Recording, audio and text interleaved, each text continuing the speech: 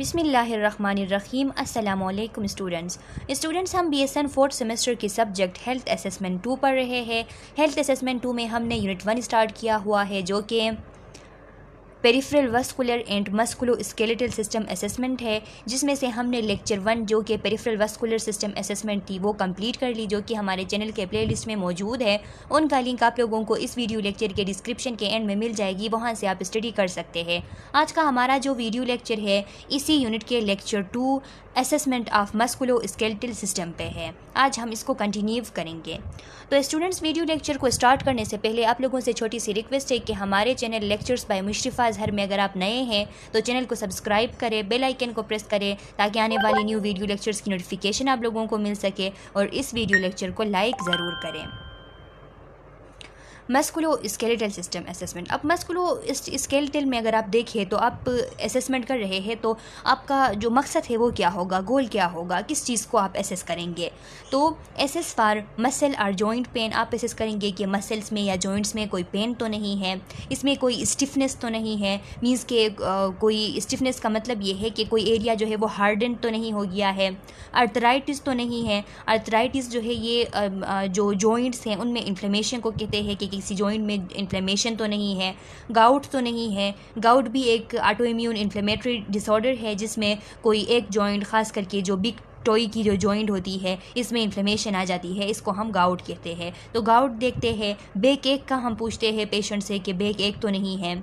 If present describe location are affected joint और muscle. अगर इनमें से कोई किसी एरिया पे मसल या जॉइंट पेन है, स्टिफनेस है, अर्थराइटिस है, गाउट है या बैक पेन है, तो हम पूछेंगे कि अगर इनमें से कोई भी चीज़ है तो फिर उसकी लोकेशन जो है वो हम डिस्क्राइब करेंगे कि लोकेशन कहाँ पे है, या कोई अफेक्टेड जॉइंट या कोई अफेक्टेड मसल वो कौन सी है।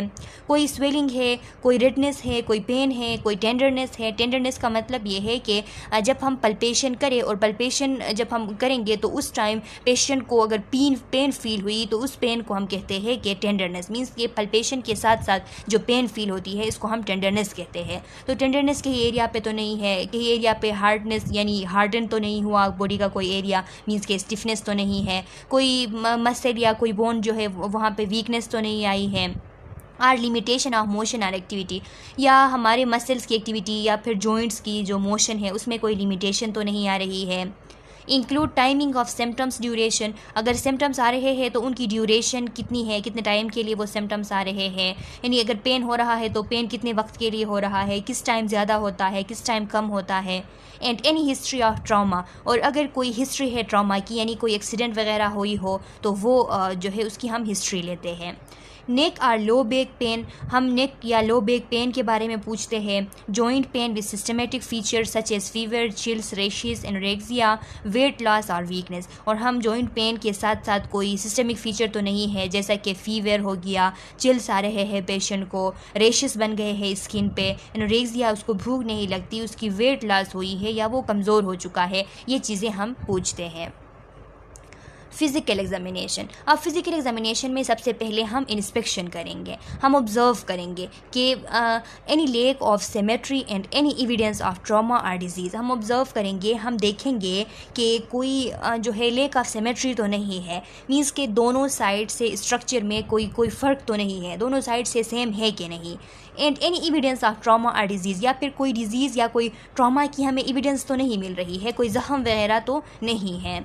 Look for muscle wasting. Muscle wasting का हम देखते हैं कि मसल्स जो है उनकी जो मसल्स की जो मिकदार होती है, उनकी जो कंसंट्रेशन होती है वो ठीक है कि नहीं, कोई मसल वास्टिंग तो नहीं हुई है। इंस्पेक्ट द जॉइंट काउंटोर, जो जॉइंट है उनके शेप को हम देखते हैं, काउंटोर मीन्स कि उनका शेप हम देखते हैं। And observe any evidence of swelling, deformity और इन्फ्लेमेशन, और जॉइंट्स में भी हम देखते हैं कि कोई स्वेलिंग तो नहीं आई है, कोई जॉइंट्स की डिफॉर्मिटी तो नहीं है, कोई जॉइंट सही तरीके से ना बना हो, उसके स्ट्रक्चर में फ़र्क हो, या फिर उसमें कोई इन्फ्लेमेशन आ गई है, ये चीज़ें हम देखते हैं। Ask the client two point to or otherwise identify any painful areas including sites of radiation of pain। हम पेशेंट से कहते हैं कि वो पॉइंट जिस पे पेन हो रहा हो या कोई भी एरिया जो कि पेनफुल हो वो हमें आइडेंटिफाई करें। उसमें वो एरियाज़ भी बताए जिसमें पेन जो है पेन की रिटार्डेशन हो पेन की जो है रेडिएशन हो रही है। रेडिएशन का मतलब ये है कि पेन जो है उसकी ट्रेवलिंग के जिस ओरिजिनल पॉइंट पे पेन है वहाँ से पेन जो है वो बॉडी के लार्जर एरियाज़ जो है उसकी तरफ रेडिएट कर जाता है। तो हम पूछते हैं पेशेंट से कि किस पॉइंट पे पेन हो रहा है, कौन सा एरिया पेनफुल है, या फिर वो साइड के जिस पे पेन जो है रेडिएट होके जा रहा है। तो वो सब जगह हम पूछते हैं। Screening questions for musculoskeletal disorder. अब हम मस्कुलोस्केलेटल असेसमेंट जब कर रहे हो तो वहाँ पे हम कौन से क्वेश्चंस ऐसे हैं जो कि पूछ लेते हैं पेशेंट्स से। तो फर्स्ट नंबर क्वेश्चन है, do you have any pain और stiffness in your arms, leg और बैक। हम पूछते हैं कि कोई पेन या कोई स्टिफनेस यानी हार्डनेस जो फील नहीं हो रहा, कोई पेन तो फील नहीं हो रहा आर्म्स में, लेग्स में या बैक में। इसके बाद हम पूछते हैं, can you walk up and down stairs without difficulty. क्या आप सीढ़ियों से ऊपर और नीचे आ सकते हो, ऊपर जा सकते हो और नीचे आ सकते हो बगैर मुशक्क़त के, ये पूछते हैं। इसके अलावा can you dress yourself in every day clothes without any difficulty. कि आप बगैर मुशक्क़त अपनी जो कपड़े बदलना है और पहनना है वो हर रोज़ कर लेते हो, ये हम पूछते हैं। इन 3 सवालों के अगर हमें जवाब मिल गए तो उससे ही हम अंदाज़ा लगा सकते हैं कि पेशेंट का कोई मस्कुलोस्केलेटल कोई प्रॉब्लम है या नहीं। Assessment of gait. फिर क्या करते हैं हम, पेशेंट के मूवमेंट की असेसमेंट करते हैं। गेट किसे कहते हैं, मूवमेंट को कहते हैं। Ask the patient to walk back and forth across the room. हम पेशेंट से कहेंगे कि बैक एंड फोर्थ जो है मूवमेंट करे रूम के अंदर, यानी आगे चला जाए फिर पीछे चला जाए, बैक एंड फोर्थ मूवमेंट करे, वॉकिंग करे। Observe the quality of arm swing. फिर हम देखेंगे कि जो बाजुओं का जो घूमना है, यानी जब बंदा चलता है तो साथ साथ जो बाजू है, जो आर्म्स है उनकी भी मूवमेंट होती है, तो इसको हम कहते हैं आर्म स्विंग्स। तो आर्म स्विंग्स देखेंगे। Balance and rapidity and easy of turning. इसके साथ साथ हम बैलेंस को देखेंगे कि पूरा बॉडी जो है वो बैलेंस में है कि नहीं, और फिर हम देखेंगे कि उसकी रिपिडिटी कि कितनी तेज़ी से वो चलता है, और ये भी देखेंगे कि जब वो मुड़ता है यानी वो टर्निंग करता है, मुड़ता है, तो आसानी से मुड़ सकता है या नहीं। Next, ask the patient to walk on his tip toes and then on heels. फिर हम पेशेंट से कहेंगे कि जो टोइज है उनके टिप पे चले, यानी टोइज जो है वो नीचे करे और हील जो है वो ऊपर करे, और हील को ज़मीन से टच ना करे और चले। फिर हम कहेंगे कि अब टोइज जो है उनको ऊपर करके हील्स पे चले। Ask the patient to tandem walk. फिर हम पेशेंट से कहेंगे कि टेंडम वॉक करें। टेंडम वॉक किसे कहते हैं, ये ऐसी वॉक होती है जिसमें जो एक पाउंड के टोइज जो है वो टच करते हैं दूसरे पाउंड के हील को, और फिर नेक्स्ट स्टेप में उसी पाउंड का हील जो है वो टच करता है दूसरे पाउंड के टोइज को। तो इस तरीके से आगे चलने को हम कहते हैं टेंडम वॉकिंग। यहाँ पे आप देख सकते हैं कि पीछे वाले पाँव जो है उसके उंगलियाँ टच कर रही है पहले वाले पाँव, आगे वाले पाँव की हील को। तो इस तरह चलने को हम कहते हैं टेंडम वॉकिंग। तो फिर हम पेशेंट से क्या करेंगे, टेंडम वॉकिंग करेंगे। अब हम टिप टोई वॉकिंग, हील्स वॉकिंग या टेंडम वॉकिंग क्यों करते हैं, ताकि हमें पेशेंट के जो कोऑर्डिनेशन सिस्टम है, जो बैलेंस सिस्टम है, इसका पता चल सके। Test patient's ability to stand with feet together with eyes open and then close. इसके बाद हम पेशेंट की एबिलिटी को देखेंगे कि वो अपने फीट टुगेदर रख कर आइज़ बंद करके वो बैलेंस से खड़ा हो सकता है या नहीं, और फिर आइज़ जो है वो खोल के वो बैलेंस से खड़ा हो सकता है या नहीं, ये टेस्ट हम करेंगे। इस टेस्ट को कहते हैं रोमबर्ग्स टेस्ट। रोमबर्ग टेस्ट में क्या होता है, रोमबर्ग्स टेस्ट को हम रोमबर्ग साइन भी कहते हैं, रोमबर्ग्स मैन्यूवर भी इसको कहते हैं। ये एक टेस्ट होती है जिसमें हम न्यूरोलॉजिकल फंक्शन जो होता है बैलेंस का, उसको असेस करते हैं, उसकी एग्जामिनेशन करते हैं कि एक पेशेंट का जो बैलेंस होता है उसके लिए जो उसकी न्यूरोलॉजिकल फंक्शन है वो ठीक है या नहीं। रोमबर टेस्ट जो है, इसमें अगर रोमबर टेस्ट पॉजिटिव आ गया, यानी पेशेंट जो है वो बैलेंस को लॉस करता है या आइस जो है वो क्लोज करके बैलेंस में सही से नहीं रह सकता, या फिर आइज़ जो है वो ओपन करके बैलेंस में सही से नहीं रह सकता। अगर इस तरह हुआ, बैलेंस उसने लॉस की, तो फिर हम कहेंगे कि रोमबर्ग टेस्ट जो है वो पॉजिटिव आ गया। और रोमबर्ग टेस्ट जो है इसके पॉजिटिव आने का मतलब ये है कि पेशेंट को सेंसरी एटेक्सिया है, यानी इस सेंसरी एटेक्सिया की वजह से पेशेंट के जो पोस्चर्स है उसमें इम्बैलेंस आई है। एटेक्सिया किसे कहते हैं? एटेक्सिया एक टर्म है जो कि ग्रुप ऑफ कोऑर्डिनेशन, बैलेंस और स्पीच के जो डिसऑर्डर्स होते हैं उसके लिए यूज़ की जाती है कि जिन लोगों को यानी एटेक्सिया होता है उनको बैलेंस में, वॉकिंग करने में, यानी उसकी जो स्पीच की और बैलेंस की जो कोऑर्डिनेशन होती है उसमें फ़र्क आता है, उसमें चेंजेस आते हैं, उसमें एबनॉर्मेलिटी आता है। ख़ास करके जिन लोगों को एटेक्सिया होता है इन लोगों में वॉकिंग करने में बहुत ज़्यादा इनको डिफ़िकल्टी आती है और ख़ुद को ये बैलेंस पे नहीं रख पाते। तो यहाँ पे अगर हम रोमबर्ग टेस्ट जो है वो पॉजिटिव आता है हमारे साथ, तो इसका मतलब ये है कि पेशेंट जो है उसको एटेक्सिया हो सकती है। इसके अलावा लिखा है reassure patient that you will support him in case of he becomes unsteady. पहले जब हम रोमबर्ग टेस्ट करते हैं तो पेशेंट को बता देते हैं कि आपको यकीन हो जाए, उसको यकीन दहानी करवाते हैं कि हम अगर आप गिरने को आओगे तो फिर हम पकड़ लेंगे, ये हम कहते हैं। नॉर्मल फाइंडिंग्स क्या होती है? Persons can walk in balance with the arms swinging at side and can turn smoothly. Person जो कि नॉर्मल हो, जिनको कोई डिसऑर्डर नहीं हो, वो बैलेंस में चलते हैं और उनके जो आर्म्स है वो उनके साथ साथ जो है मूवमेंट करते हैं और फिर जब वो मुड़ते हैं तो स्मूथली मुड़ते हैं, यानी आसानी से वो मुड़ते हैं। Person should be able to stand with feet together without falling with eyes open or close. और अगर बंदा जो है वो नॉर्मल है, उसको एटेक्सिया नहीं है, तो फिर वो सही तरीके से जो है आंखें बंद करके भी, आंखें खुला रख के भी खड़ा हो सकता है, बैलेंस लॉस नहीं करेगा। अपर एक्सट्रीमिटी मसल्स। अब हम जब अपर एक्सट्रीमिटी मसल्स पे आते हैं तो यहाँ पे हम किस तरीके से असेसमेंट करते हैं? Inspect the muscle of the shoulder, arm, four arm and hand. पहले हम क्या करते हैं, जो मसल्स होते हैं शोल्डर के, फिर आर्म के, फिर फोर आर्म के और हैंड के, इन सबको हम एसेस करते हैं, इनको इंस्पेक्ट करते हैं, देखते हैं, जनरल लुक देते हैं। नोट मसल साइज, बल्क, यानी हम मसल साइज़ को नोट करते हैं इस वक्त कि कोई बल्क ऑफ मसल तो नहीं है इन एरियाज़ में।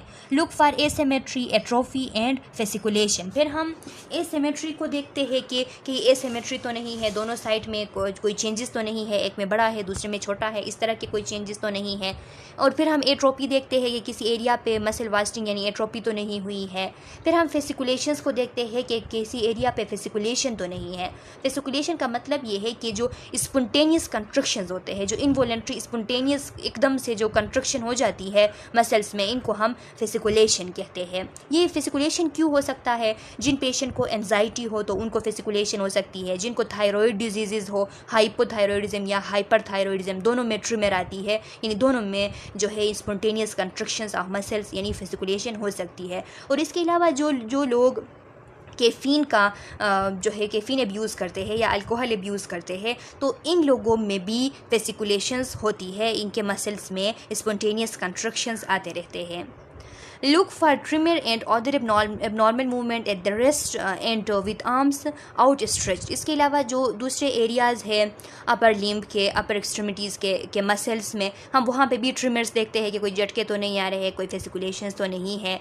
और फिर हम पेशेंट से उसकी जो आर्म्स है वो आर्म्स एक्सटेंड करके, आउट स्ट्रेच का मतलब है एक्सटेंडिंग आउट करते हैं और फिर हम देखते हैं कि इसमें कोई ट्रिमर्स तो नहीं आ रहे हैं, फेसिकुलेशन तो नहीं हो रहा।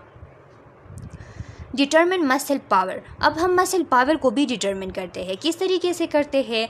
Gently trying to overpower construction of each group of muscles. हमारे साथ जो ग्रुप ऑफ मसल्स है अपर एक्सट्रीमिटीज़ में, तो उनको क्या करते हैं, हम ट्राई करते हैं कि उनकी ओवर पावर कंस्ट्रक्शन की जाए, जिससे हम उनका पावर जो है वो जान लेते हैं कि मसल्स में कितना पावर है।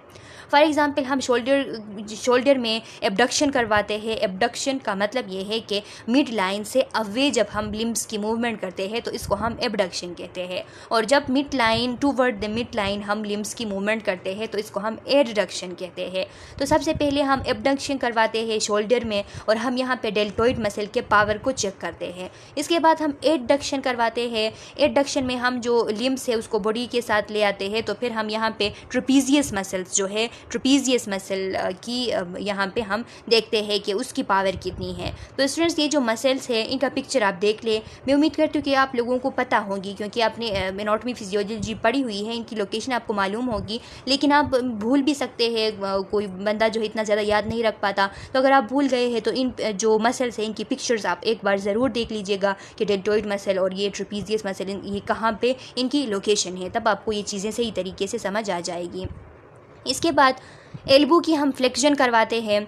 एल्बो की जब ज़ोर से फ्लेक्शन करवाते हैं तो वहाँ पे हम जो बाइसेप्स मसल है उनकी पावर को जान लेते हैं कि बाइसेप्स मसल की पावर जो है वो कैसी है, ठीक है या नहीं। एल्बो की हम एक्सटेंशन करवाते हैं, तब हम ट्राइसेप मसल जो है उनको देखते हैं, ट्राइसेप्स मसल को देखते हैं कि उनकी पावर जो है वो ठीक है या नहीं, उनकी जो स्ट्रेंथ है वो ठीक है या नहीं।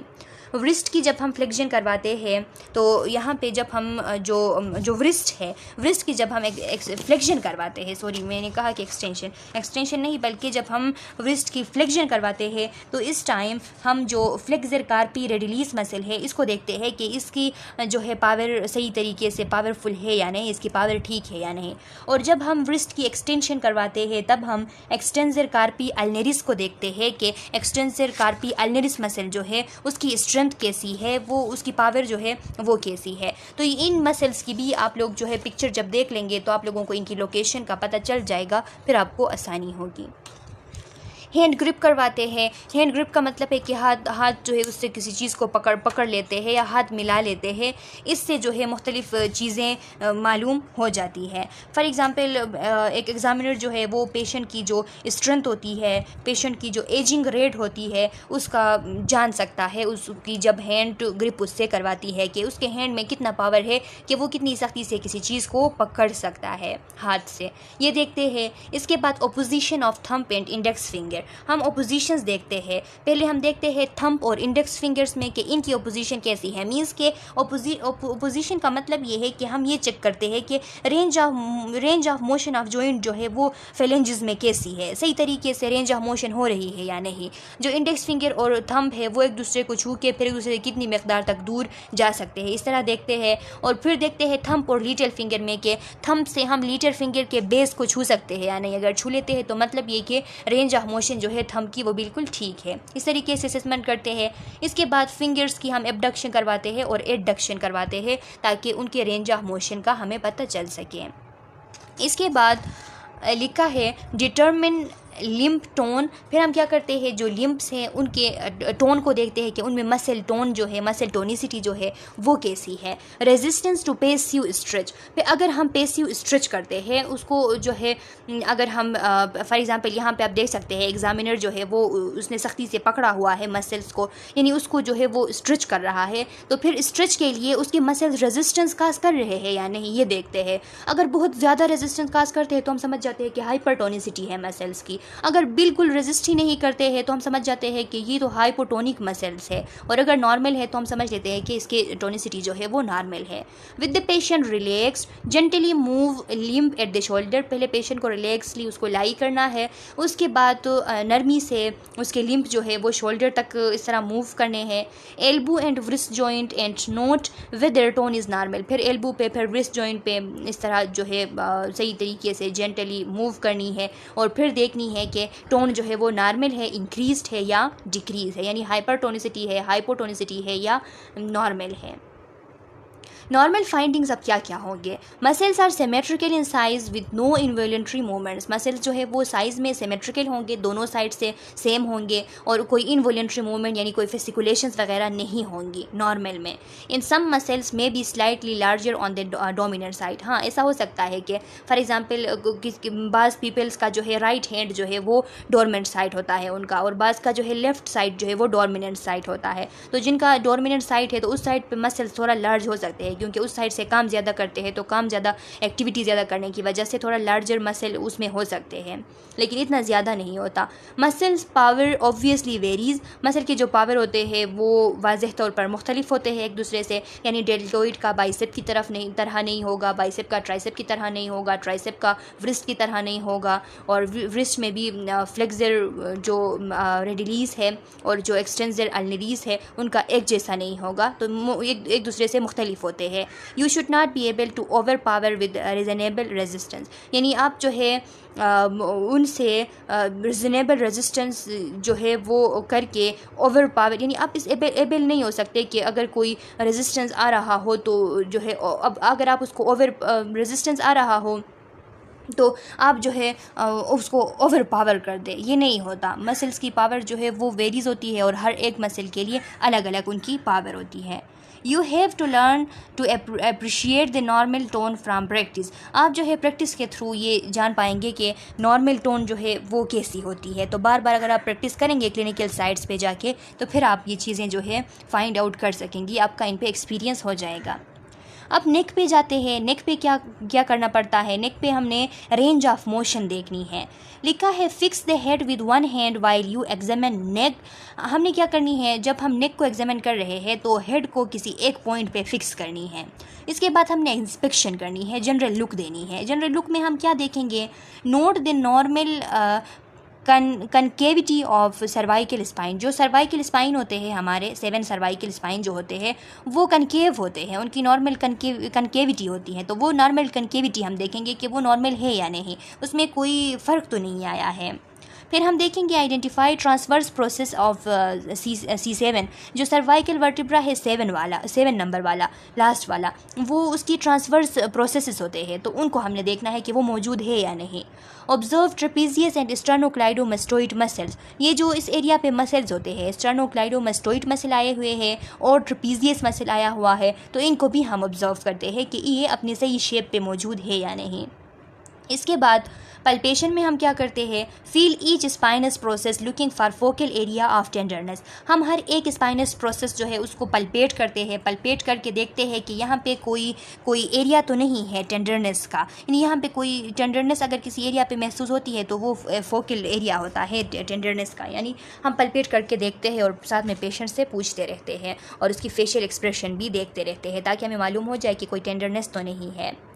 फिर हम जॉइंट्स को देखते हैं। जॉइंट्स में हम क्या करते हैं, feel for crepitus during passive motion. अगर जॉइंट्स की पैसिव मोशन हो रही है नेक एरिया पे तो यहाँ पे क्रिपिटस साउंड जो है वो आ सकती है। अब स्टूडेंट्स क्रिपिटस साउंड्स का अगर आप देख लें तो इनके बारे में लिखा है कि क्रिपिटस साउंड जो है हमेशा पैथोलॉजिकल होती है, यानी किसी पैथोलॉजी की वजह से होती है। लेकिन कभी कभार इस तरह होता है कि जो हमारे स्पाइनस प्रोसेसेस होते हैं वर्टिब्रल कॉलम में, तो इनके जो स्ट्रक्चर्स एक दूसरे के साथ इस तरह एक दूसरे के साथ जब लग जाते हैं तो इससे स्लाइटली क्रिपिटस साउंड जो है वो आ जाती है। और ये क्रिपिटस साउंड अगर इसके साथ कोई दूसरे सिम्टम्स ना हो तो फिर ये नॉर्मल तस्वुर किया जाता है। लेकिन इसके साथ अगर दूसरे भी सिम्टम्स जो है वो है कि पेन भी हो रहा है, टेंडरनेस भी है और क्रिपिटस साउंड भी आ रही है, तो फिर जो है ये उस टाइम इसमें हमने फर्दर इन्वेस्टिगेशन करनी है कि प्रॉब्लम क्या है। पेरा स्पाइनल मसल्स। अब हमने पेरा स्पाइनल मसल्स को देखना है। पेरा स्पाइनल मसल्स जो है इनको हम इरेक्टर स्पाइने भी कहते हैं। ये 3 मसल्स ग्रुप होते हैं जो कि हमारे जो बैक एरिया है इसको सपोर्ट देते हैं। पेरा स्पाइनल का मतलब ये है कि ये स्पाइन जो होते हैं उसके एडजेसेंटली मौजूद होते हैं, यानी स्पाइन के बराबर मौजूद होते हैं ये मसल्स, इनको हम पेरा स्पाइनल मसल्स कहते हैं। इनको हम देखते हैं। फिर हम रेंज ऑफ मोशन देखते हैं जॉइंट्स में, जितने भी जॉइंट्स हैं, जैसा कि हम देखते हैं कि एक्टिव मीन्स के टच चिन फॉर फ्लेक्शन। हम जो है चिन को टच करते हैं कि जब चिन को टच करते हैं तो फ्लेक्शन वो होती है, ख़ुद से फ्लेक्शन इस तरह होती है। तो फिर क्या होता है, उससे हम नेक की फ्लेक्शन को देख लेते हैं। इसके बाद throw head back for extension, और हम हेड जो है उसको बैक साइड पे ले जाते हैं अपने हाथ से पकड़ के, ताकि हम नेक की एक्सटेंशन को देख सकें कि नेक जो है सही तरीके से एक्सटेंड हो रही है या नहीं। इसके अलावा touch each shoulder with years for lateral flexion. Lateral flexion के लिए दोनों ईयर्स से हम शोल्डर को टच करते हैं। Touch each shoulder with chin for lateral rotation. Lateral rotation के लिए चिन के थ्रू दोनों शोल्डर्स जो है उसको टच करते हैं। और इस दौरान हम देखते हैं कि कोई टेंडरनेस तो फील नहीं हो रही, कोई पेन तो नहीं है, कोई स्टिफनेस तो नहीं आ रही। इन चीज़ों का हम ख्याल करते हैं। Passive feel for crepitus during passive motion. अगर हम आराम से पेसिवली मोशन करवा रहे हैं तो इस दौरान हम क्रिपिटस के को सुनते हैं कि क्रिपिटस है जो है वो हमें सुनाई दे रही है या नहीं। नॉर्मल जो फाइंडिंग्स आती है वो कैसी होगी, 30 डिग्री रोटेशन, 30 डिग्री पे रोटेशन करेगा, नेक की रोटेशन 30 डिग्री पे होगी। Able to touch chest with chin, chin जो है वो चेस्ट तक हम इसेबल होंगे। नॉर्मल बंदा इसेबल होगा कि अपनी चिन से वो अपने चेस्ट को टच कर सके। 55 डिग्री एक्सटेंशन, और जो नेक की एक्सटेंशन है वो 55 डिग्री तक होगी। और 40 डिग्री लेटरल बेंडिंग होगी दोनों साइड से, जिसमें कोई पेन वगैरह महसूस नहीं होगी और इजीली होगी। No resistance during the range of motion, और रेंज ऑफ मोशन में कोई भी रेजिस्टेंस नहीं आएगा, बिल्कुल जो है इजीली रेंज ऑफ मोशंस पूरे होंगे। तो ये नॉर्मल फाइंडिंग्स है। अच्छा स्टूडेंट्स, तो ये अब है मसल्स ऑफ लोअर एक्सट्रीमिटी, तो ये हम नेक्स्ट वीडियो लेक्चर में पढ़ेंगे। यहाँ तक काफ़ी है। यहाँ पे जब हम नेक्स्ट वीडियो लेक्चर पढ़ेंगे तो एक टॉपिक है कि assessment of the musculoskeletal system में मसल स्ट्रेंथ स्केल। ये मसल स्ट्रेंथ स्केल जो है, इस पर मैंने एक छोटी सी वीडियो लेक्चर बनाई है 9 मिनट्स की, जो हमारे चैनल के प्लेलिस्ट में मौजूद है, जो क्लिनिकल रिलेटेड वीडियोज़ है उनमें। उसका लिंक मैं आप लोगों को इस वीडियो लेक्चर के डिस्क्रिप्शन के एंड में दे दूँगी, आप वो स्टडी कर लीजिएगा। क्योंकि जब मैं नेक्स्ट वीडियो लेक्चर स्टार्ट करूँगी तो यहाँ पे मैं ये स्केल जो है वो अलग से आप लोगों को एक्सप्लेन नहीं कर सकूँगी, क्योंकि मैंने ऑलरेडी इस पर वीडियो बनाई है। तो आप पहले वो वीडियो लेक्चर डिस्कस कीजिएगा, उसको स्टडी कीजिएगा, फिर मैं नेक्स्ट वीडियो लेक्चर स्टार्ट करूँगी। तब तक के लिए अल्लाह हाफिज़।